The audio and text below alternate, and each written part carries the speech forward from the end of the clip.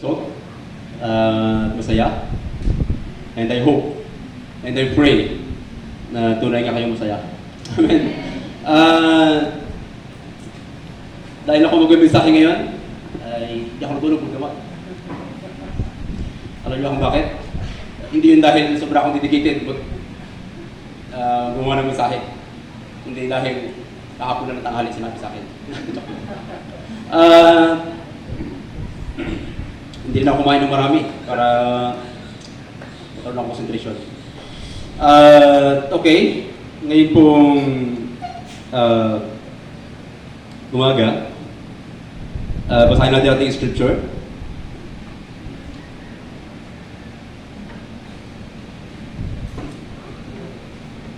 Mabasa ba natin? Hindi ko mabasa dito eh. So, basahin po natin ng sabay-sabay. Pagkalipas sa 20 taon, mula nang dalhin sa lungsod ng Jorim ang kaban, nalumpot ang buong Israel at humingi ng tulong kay Yahweh. Sinabi sa kanila ni Samuel, kung talagang buong puso na nambalik kayo kay Yahweh, alisin ninyo ang lahat ng inyong mga Diyos-Diyosan at ang imahe ni Astarte. Italaga ninyo kay Yahweh ang inyong sarili at siya lamang ang inyong panglingkuran. Kapag ginawa ninyo ito, iligtas niya kayo sa kapangyarihan ng mga Pilisteo. Kaya itinapon ng mga Israelita ang kanilang mga imahen ni Baal at Astarte at si Yahweh na lamang ang kanilang sinamba. Sinabi ni Samuel, tipunin niyo sa Mispa ang buong Israel at doon panalangin ko kayo kay Yahweh. Nang matipon sila sa Mispa, tumuha sila sa tubig at ibinuo sa harapan ni Yahweh bilang handog. Maghapon sila nag-ayuno, nanangis ng ganito. Nagkasala kami Yahweh.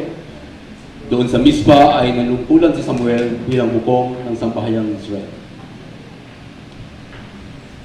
Nabalitaan ng mga Pilisteo ang pagkakatipon ng mga Israelita kaya tumanda sila upang digmay ng Israel. Natakot ng mga Israelita na mabalitaan nilang kasalakayin sila ng mga Pilisteo. Sinabi nila kay Samuel, huwag kang titigil sa pagtawag kay Yahweh upang iligtas kami sa mga Pilisteo. At nagtagumpay si Samuel ng nagpatay si Samuel ng isang pasusuing tupa at sinunog niya ito at ng buong bilang handog kay Yahweh. Nanalangin siya, nagtulungan ng Israel at dinig naman ni Yahweh ang kanyang panalangin. Samantalang naghandog si Samuel, malapit ang mga Pilisteo, ngunit ginulo sila ni Yahweh sa pamamagitan ng malakas na kulog at nagapik sila ng mga Israelita. Mula sa Mispa, hinawil ng mga Israelita ang mga Pilisteo hanggang sa Bet-Kar at pinatay nila ang bawat mahuling kalaban. Pagkatapos naglagay si Samuel ng isang palaking bato sa pagitan ng Mispa at Sen bilang alaala. Tinawag niya itong Ebenezer. Na ang ibig sabihin ay tinulungan kami ni Yahweh hanggang dito. Natalo nila ang mga Pilisteo at hindi nanghas pang magbalik ang mga ito sa lupaing sakop ng Israel. Nabawi ng Israel ang lungsod at lahat nilang lupain ang sakop ng mga Pilisteo. Mula sa Ekron hanggang sa Gat, nakipagkasundo rin ang mga Israelita at ang mga Amoreo. Amen. Alam niyo ba kung bakit mahaba? Kasi may sila yung message ko. Muli ay isang mapagpalang umaga sa ating lahat. At ang ating tema ay youth faith that stands in dark times. Alam ko na aware kayo sa ating kalagayan ng daigdig. At sa mga hindi naman aware, huwag niyo aware kayo, please. Ang kalagayan ng mundo ay totally chaos. Libo-libo ang namamatay sa sakuna. Libo-libo rin ang namamatay dahil sa korupsyon. Naghihirap, mga iba mamamatay pa lang. And then, ang mga kabataan ay sobrang inaatake sa tanas. Lumalala ang mental problems. Gawa ng mga online games, social media, ng anumang mga tactical sa tanas. Tandaan po natin, ang Bible ay nagsabi sa atin ng advance. Si Satanas ay naparito para pumatay, magwasak, manira. Ito talaga ang trabaho ni Satanas.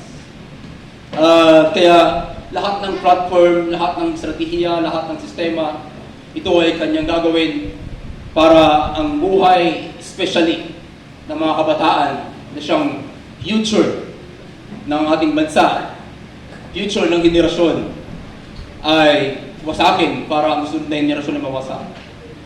But you are blessed today, Marcos, dahil ikaw ay narito at hindi ito aksidente. Ito ay plano ng Diyos. Dahil kung dito plano ng Diyos, nung para sa daan, namatay ka na sana. Di ba? Pero dahil nandito ka ngayon, it's absolutely plan of God. Amen. Tandaan po natin, ang kabataan ay mahalaga na magkaroon ng pananampalataya sa panahon ng kadiliman.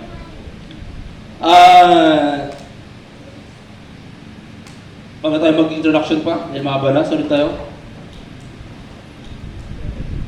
Ang mensahe natin ngayon ay expository. Kaya please, pakibasa, sabay-sabay natin. Pagkalipas ng 20 taon mula nang dalhin ang lungsod sa Jerim,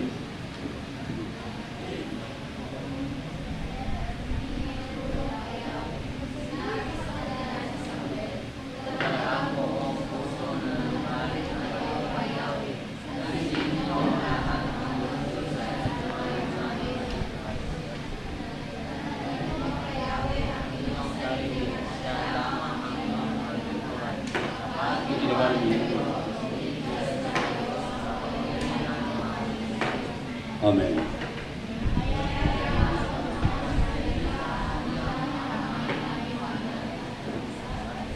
Okay? Amen. So mamaya huwag natin basahin. Binasa na rin natin. So, itapon ang mga Diyos-Diyosan. Ito talaga ang nais ng Diyos. Ay hindi lang natin itabi or hindi lang natin itago, hindi lang natin tawag dito ay kalimutan, but itapon. Para makapag-stand tayo sa ating pananampalataya as martyrs, mahalaga na magkaroon tayo ng capacity mula sa grasya ng Diyos na iwaksi, or sa isaktong term na ginamit sa Bible, itapon. Itapon. Sa ibang termino is life turning point. Nakapaloob dito ang salitang repentance. Repentance.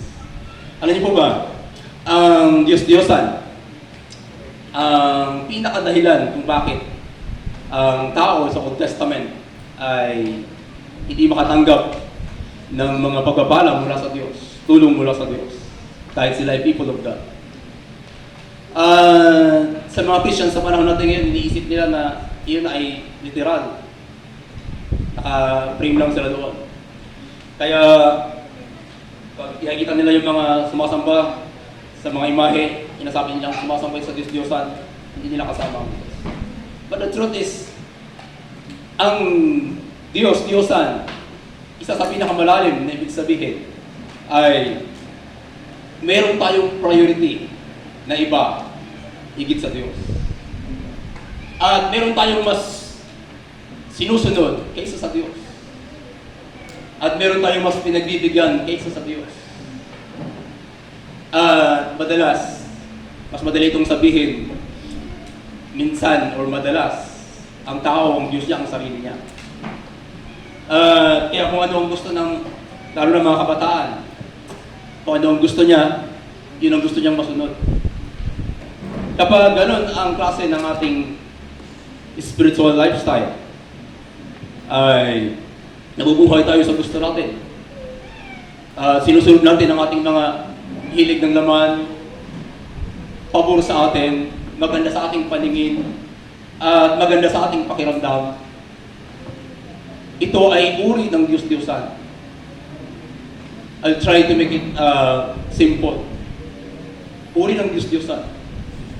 So sa madaling salita, ay meron tayong ibang Diyos maliban kay Jesus Christ. Sometimes iniisip ng maraming kabataan ng Christian na kaya ako naghihirap dahil sa mga tao sa aking paligid. Kaya ako naghihirap dahil sa mga pangyayari, at minsan biniblame pa nila ang Diyos. Bakit ginagawa mo ito, inahayaan mo ito?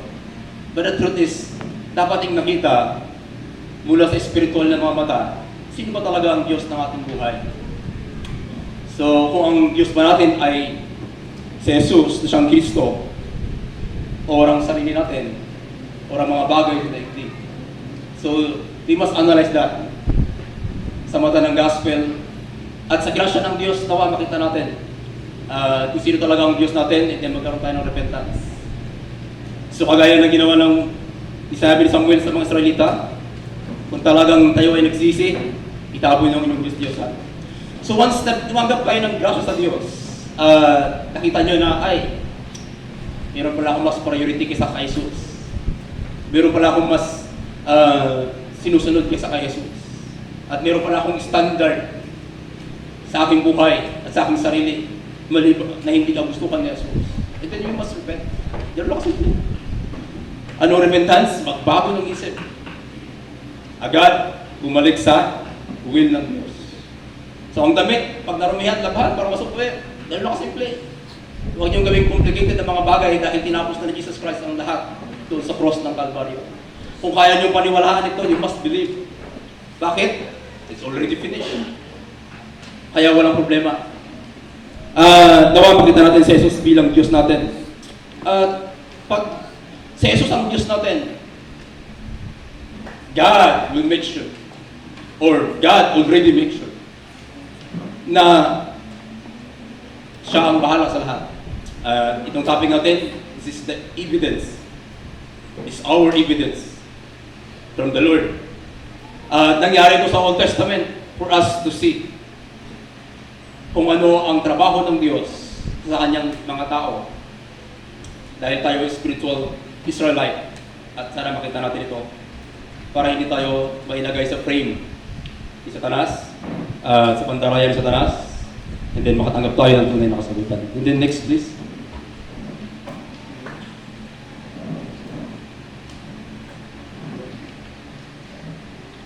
Next slide.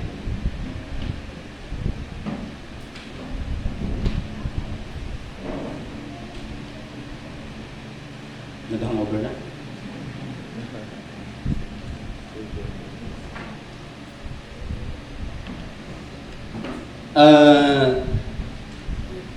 Sa mga kabataan, relax lang po kayo. Dahil minsan din ako naging kabataan. Minsan hindi natin ito mapansin at makita na meron tayong Diyos na iba kaysa sa kay Kristo. There's time schedule sa Diyos. Ang mahalaga ay marunong tayo mag-meditate ng salita ng Diyos at manalangin. At maghintay sa pamamagitan ng panalangin.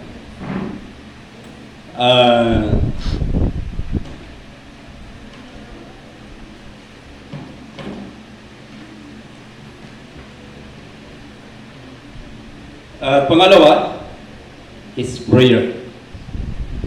So, ginawa ni Samuel ang Mizpah movement para ang tao ay dalhin sa panalangin. Ang salitang panalangin parang napaka-pamilyar, lalo na sa mga kabataan. Hindi ba? Pastor, ginagawa ko naman yan. Ginagawa ko naman yung tinatawag na prayer over. Hindi ko talaga ma-analyze Tagalogin talaga yung prayer over. Sobra-sobrang panalangin. I think walang sobra-sobrang panalangin. So dahil sa inventong salita, medyo exage, sobra-sobrang panalangin. But prayer is only the way para makapag-stand tayo sa ating pananampalataya, sa ating Panginoon, sa panahon ng kadiliman. Ng panalangin, mga kapatid, hindi ito yung something na kinaugalian natin na if we need God, may kailangan tayo sa Diyos, hindi maganda ang ating pakiramdam, hindi maganda ang ating sitwasyon, tayo kinala natin paligid na parang ang gulo at gusto natin maayos, and then may sakit yung kapwa natin, gusto natin gumaling siya, pangit yung sitwasyon natin, gusto gumanda. Hindi nang ibig sabihin ng panalangin, mga kapatid. You must meditate it carefully. Prayer is communicating to God. It's about relationship. Pakikipag-usap sa Diyos. You are communicating to God. Hindi para isolve ang problem natin, mga kapatid. Hindi para ayusin ng Diyos ang sitwasyon natin sa buhay. Pag ganyan ang inyong mindset, isang araw, hindi na kayo mananalangin. Pag hindi inayos ng Diyos ang problema mo. Pag ang mindset natin, ang panalangin, ay para sa ating kapakinabangan. Isang araw, sasabihin mo sa iyong sarili, hindi totoo ang Diyos. Kapag ang kinasanayan mong manalangin para lang tugunan ng Diyos ang iyong pangailangan, isang araw ay wala na sa iyong saysay ang spiritual. Mabubuhay ka na lang sa physical dahil sinasabi mo, walang Diyos. Isa yun sa isang pandarayan ni Satanas. Huwag niyo ma-misinterpret. Ang panalangin ay kasama talaga ang paghingi. Pero mayroong mas malalim na ibig sabihin doon. Bakit ka dapat bigyan ng Diyos? Pag dunanalangin ka ng problema mo, bakit dapat ayusin ng Diyos ang bagay na yun? Pag mayroong ka sitwasyon na gustong mawala, bakit dapat mawalain ng Diyos ang bagay na yun? You must take it carefully. Dahil ang Diyos is all-knowing God. And then we can research it in Google, even in the AI. Hanggang saan ang kakayanan ng Diyos at ibibigay sa iyo ng social media, ng internet, with evidence, with reference, with Bible scholars inside. Kapag ang ating pananaw sa panalangin ay legalistic, humanistic, and then anumang klase ng ating naka-imprenta sa ating isip, sometimes tayo ay nadidismaya. But the prayer is, spiritually speaking, we connected to God. We connect to God spiritually. Pumapasok tayo sa spiritual na mundo. Amen? Actually, ang panalangin mga kapatid, kasi sinabi kong hindi ito patungkol sa paghingi para ayusin ang lahat. He is all-knowing God. He knows you.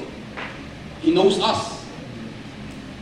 And then sabi ng Bible sa Chronicles, siya ang may control at may kapangyarihan na mamahala sa lahat ng bagay. At kapag kilala natin ang Diyos, na yun siya, na siya ang may control at siya ang may kapangyarihan, siya ang may hawak sa lahat ng bagay at may ari ng lahat ng bagay. And then, everything is okay. Amen? Everything is okay. So we must enter into prayer, mga kapatid. Ito lang yung blessings, spiritual blessings, na punong-puno ng misteryo. Kaya tinatawag ito ng ibang mga analysts, spiritual science. Why? We discover, we experience, we get something from the Lord sa panalangin. Mag-move tayo. Next slide. So, ang sunod ay trust God. So, nabalitaan ng mga Pilisteo, nakatibo ng mga Israelita. And then, dinarap nila yung opportunity to attack. But, ang sabi ng Bible, sobrang natakot ang mga Israelita. Pero pag binasa nyo ng maingat mga kapatid, wala kayong makabasa doon na si Samuel ay nataranta at natakot. Ang ginawa ni Samuel, kumuha ng hayop. Inandog ng buhok. Do you know the symbol? Our Lord Jesus Christ. Kapag alam po natin mga kapatid, kapag tayo po ay nakatanggap ng biyaya mula sa Diyos, and then, if you truly believe that Christ is in you, and you are in Christ, everything is okay. Everything is okay. Hindi ko ito sinasabi just to encourage you na magkaroon kayo ng self-confidence and then strength sa inyong sarili. Because God, the one who gives strength, ang Diyos ang nagbibigay ng lakas. At actually, ang pagtiwala sa Diyos, wala sa ating kamay. Ito'y biyaya ng Diyos. Ibig sabihin, kailangan lang natin ng biyaya ng Diyos. And you must imitate yung pananampalatayang mayroon ka Samuel. Hindi siya natakot, hindi siya nagdalawang isip, hindi siya nanginig. Kinuha niya na yung handog. He knows the solution. Alam ni Samuel, sometimes kahit pastors, dahil may mga pastors po tayo kasama, hindi natin makita ang misteryo ng Kristo sa sitwasyon. But this time, God wants us to know that there is already solution. And God already gave the solution. And then, this solution is perfect, complete, and eternal. Ang kailangan natin ay magkaroon ng pananampalataya. And I pray na magkaroon tayo ng concrete faith sa grasya ng Diyos patungkol sa ating Panginoon. Nang hindi tayo nakataranta. Of course, hindi tayo exempted sa bagay na ito. Not even me. Pero alam niyo, ang biyaya ng Diyos. Nung ako ay tumatagal sa ministry at sa relasyon sa ating Panginoon, pinakamatagal sa akin ay 2 days. Ma-stress, ma-pressure, malungkot, mawala ng pag-asa, mag-isip na magpakamatay. Or hindi naman ako kamatay, mag-isip na mamatay na. Biblical yun. Kahit sa Elias, nag-isip na, tayo na sana ako. Pinag-pray niya pa. Take me, Lord. We are the same. Sa mga kabataan, huwag niyo isipin na kayo lang ang may problema. Problema niyo buhok niyo, problema niyo ilong niyo, problema niyo mata niyo, height niyo. Ano mga problema ng kabataan? Pera, hindi ka crush ng crush mo, may crush na iba yung crush mo. Wala kang boyfriend, wala kang girlfriend. We're the same. Nag-i-struggle kayo, nag-i-struggle kami. Gusto niyo nang mamatay, gusto na namin mamatay.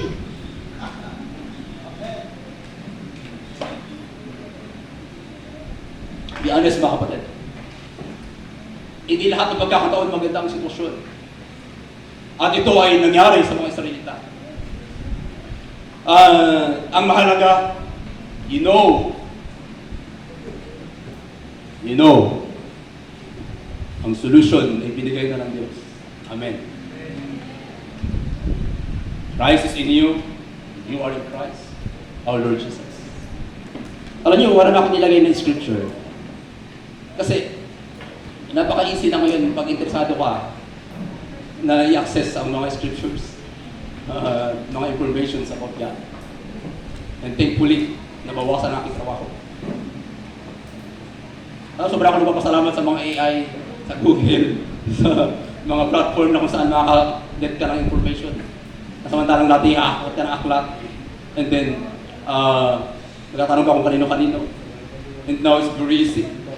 Ang kailangan mo lang ay mag-concentrate sa panalangin at mag-meditate sa salita ng Diyos. And then God provide everything. So trust God. Ang mga problema ay hindi problema.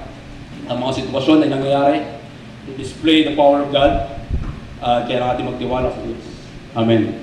And then next slide. So ito ang maganda. God is the one fighting for you. Actually, ang pangyayaring ito, sinabi rin doon kay Moises nung sila ay atakihin ng kalaban na Egypt. And then, ikinonfess din ito ni King David, ang Diyos ang nakikipagtikma.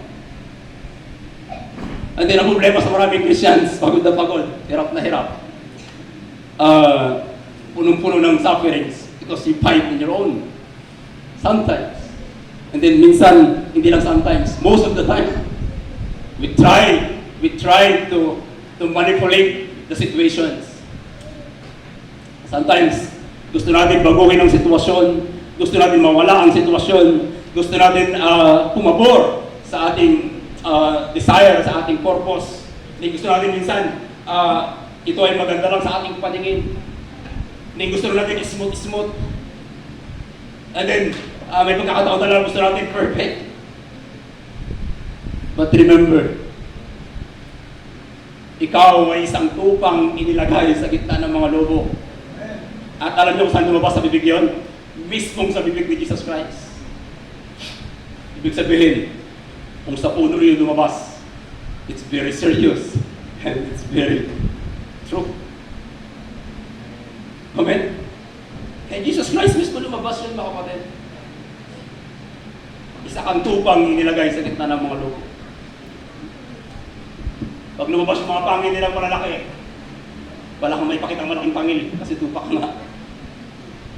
Ang tanging magagawa mo lang is tumingala sa langit at sabihin, Lord, Kaya pinagkakatiwala ko sa iyo aking kaluluwa.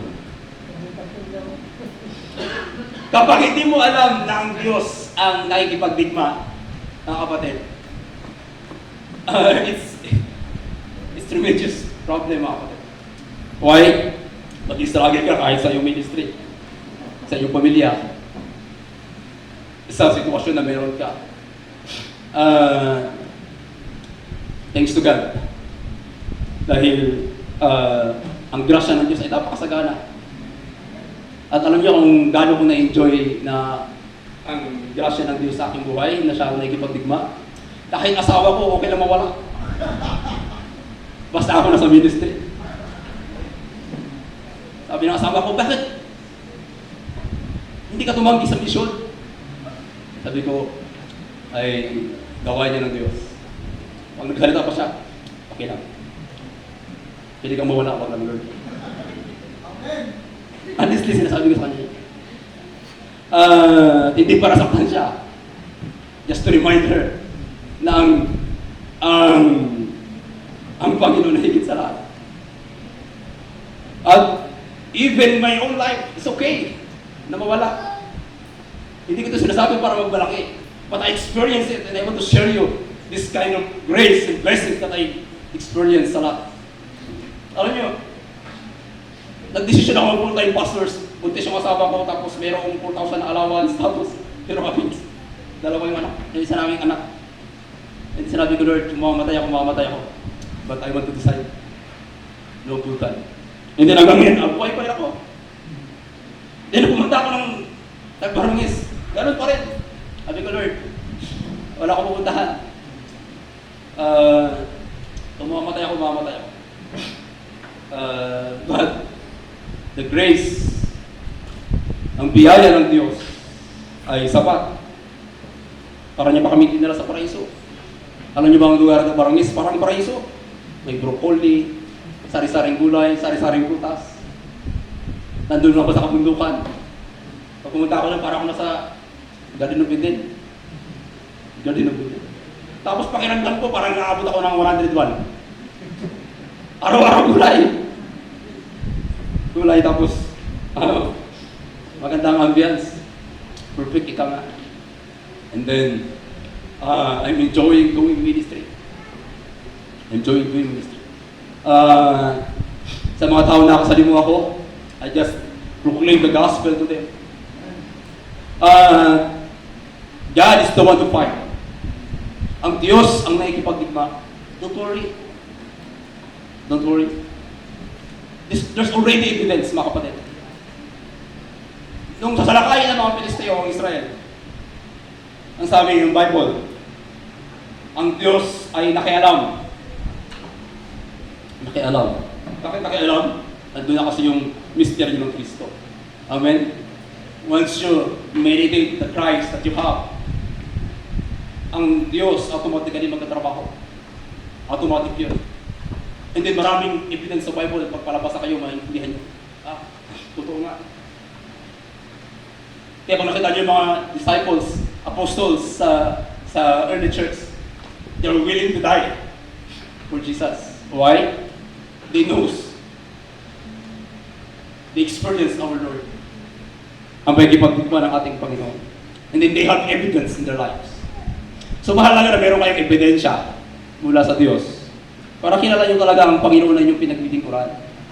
Pag nag-i-struggle tayo sa ating pananampalataya, sa ating everyday walking of faith, it means hindi mo fully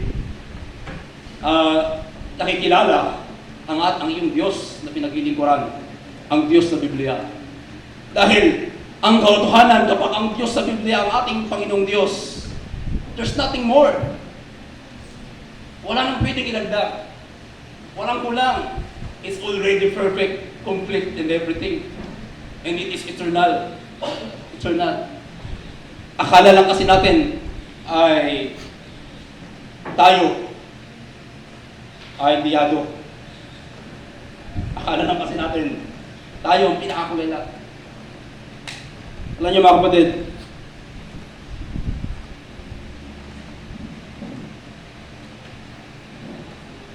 so, sabi daw sa verse 12, Pagkatapos nilagay ni Samuel ang isang malaking bato sa pagitan ng Mizpah at ng Sen. Bilang alaala, tinawag niya itong Ebenezer. Na ang ibig sabihin, tinutulungan kami ni Yahweh hanggang dito. Ang ating Panginoong Jesucristo, ang ating katulong. Ito ay sa pamamagitan ng Banal na Espiritu. Hindi nyo ba na-meditate ang John?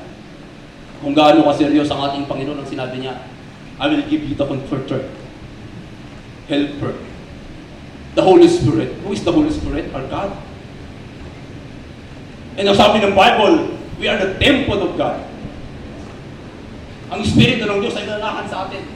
And then nakakalimutan na maraming Kristiyan yung salitang hindi mo pag-aari ang iyong sarili doon sa Corinthians. Pag-aari ka ng Espiritu ng Diyos,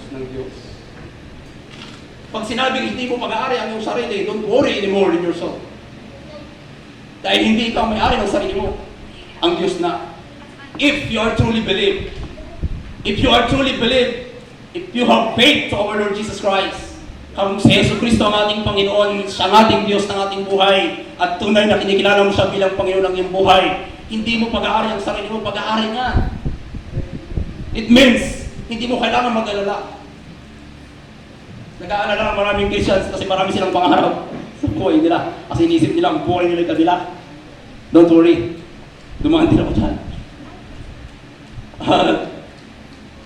Most of the time, ganun talaga ang nature ng tao. Gusto natin ang pabor sa atin. Gusto natin masunod ang gusto natin. Kaya nga kinuha ni Eva yung prutas.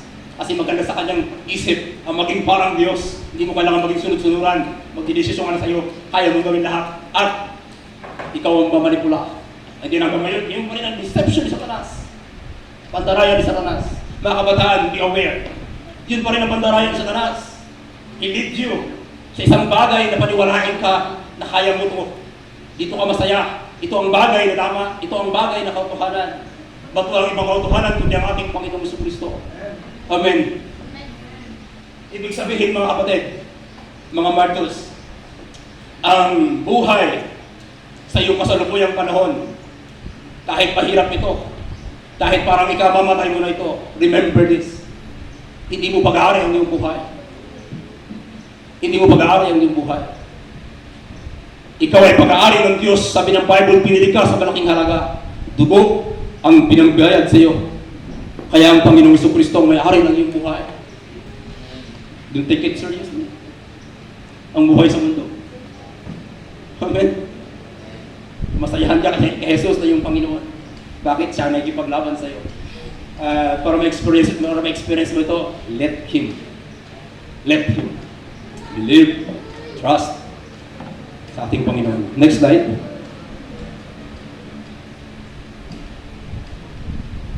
Next slide, please. Tapos na? So, yun na. Tapos na. Amen. Ganun lang simple. And then, I want to make it sa isang practical. Sa mga remnants. Mga martyrs. Na dating remnant. Ngayon ay martyrs. Alam nyo, ang buhay ni Samuel. Bakit si Samuel ang nais ng Diyos na nakita natin as evidence sa Biblia sa oras na ito? Dahil si Samuel ay maliit pa, hindi na sa templo. Sa madaling salita, he is lonely. Lonely in the night. Bata pa siya. And then sa kanyang murang edad, nasasaksihan niya yung mga spiritual leader na puro baluktot ang kaisipan at walang pakialam sa spiritual. Hindi sa kanyang murang edad, ang kanilang bansa ay nasa chaos, totally crisis. Dahil sinusunog ng mga Pilisteo ang kanilang pananim, tinatabunan ng kanilang mga balon, kinukuha ang kanilang mga lupain. They're suffered a lot. Hindi sa kanyang murang edad, nakikita niya ang idol worship. People love money. Ang mga tao, ang Diyos nila pera, material, physical na bagay at mga bagay-bagay sa mundo at sarili nila. At naniniwala ko rin ito ay pareho sa panahon natin ngayon. Dahil kung marunong tayo mag-observe sa spiritual, Ang panahon natin ngayon, lalo ng ating bansa, ay nasa spiritual crisis. Crisis. Kailangan ng healing. Imbis matakot, imbis magpakamatay, imbis magmukmuk sa gilid, imbis umiyak. Ang sabi ng Bible, si Samuel doon sa kaban ng tipan. Ano ibig sabihin ng mga kapatid? Enjoy the presence of the Lord. Enjoy the presence of the Lord. Kaya sa oras ito mga kapatid, mga martyrs, binigyan tayo ng Diyos na very clear na ebidensya sa pamamagitan ng buhay ni Samuel. Hindi natin kailangan maging katulad ni Samuel. Kailangan natin ma-witness ang trabaho ng Diyos at ang kapangyarihan ng Diyos sa pamamagitan ng kasayang ito for us to stand sa madilim na panahon. Tayo manalangin, Father God, we give you praise. We give you honor, Father, in the mighty name of our Lord Jesus Christ. Let the Holy Spirit works in our lives. Hayaan niyo po, Diyos, na mapuspos kami ng banal mong Espiritu. Hayaan niyo po, Diyos, na kami ay magkaroon, Panginoon, ng lakas mula sa iyong grasya upang sumampalataya sa iyo, Panginoon. Mag-stand sa aming pananampalataya sa magulong sitwasyon ng aming mundo. Hayaan niyo po, Diyos, na ikaw ay parangalan namin. At katulad ni Samuel, kaya namin ng mga tao at ang susunod na henerasyon para sa matamang relationship sa iyo, sa maayos na relationship sa iyo. At mag-proclaim kami ng mabuting balita no matter what happened. Proclaim namin na si Jesus ang Kristo, ang anak ng Diyos na buhay. Ang nag-iisang solusyon sa lahat ng problema, past, present, and future. Ang perfectong solusyon, kumpleto at pangwalang hanggan. At hayaan niyo po, Diyos, na personally sa aming mga buhay, ma-enjoy namin ito, Diyos, sa aming mga buhay. Makilala ka namin ng lubos, Panginoon sa Kristo. Ma-experience ka namin sa aming mga buhay. At maparangalan ka po namin sa aming mga buhay. At naipakilala ka po namin sa mga tao sa aming paligid. Naipahayag ka po namin ng ilang Diyos. Nawa, ang grasya, biyaya mo sumagana sa buhay ng bawat isa. We give you all the glory and praises. It's our prayer with thanksgiving in Jesus' name. Amen. God bless you, everyone.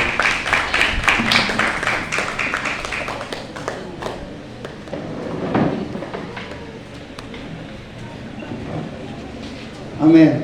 Are you blessed? Amen. Pinagpala po ba kayo? Amen. Yan. Thank you po. So we are the martyrs who stand our faith in the darkness. Amen? Amen. Yan. Ang liwanag ay lalong nagliliwanag sa time ng kadiliman. Amen? Amen. Gusto niyo bang tumanggap ng sagot? You know who receive answer the most? The one who knows the power of prayer. Amen? Amen. So, tayo pong lahat ay tumayo. So, let's pray together